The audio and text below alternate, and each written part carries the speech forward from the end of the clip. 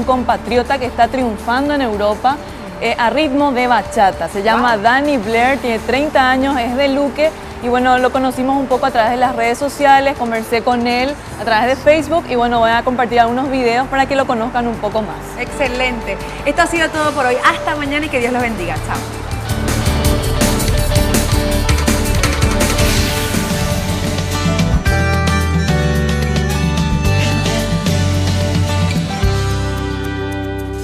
Eres la mujer que me enamora con tan solo una caricia.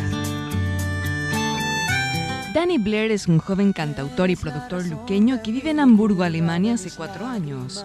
Se lo conoce como el nuevo príncipe de la bachata y cuenta con un disco llamado Para Perdonar, del que se desprende su sencillo Eres, cuyo video fue grabado en La Habana, Cuba. Oh, niña, eres la razón de mi cariño, la luz que ha iluminado mi camino.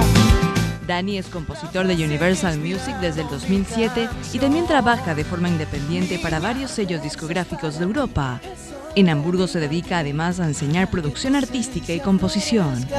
Lluvia de versos voy a dar para compensar lo linda que eres conmigo.